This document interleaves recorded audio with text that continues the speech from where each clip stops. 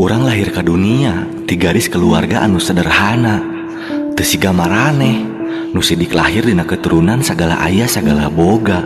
Ti baheula urang geus kebal tina ngaranna hinaan, dipandang sabelah panon geus jadi kabiasaan. Mimpi sia luhur teuing, sia bisa naon, sia boga naon.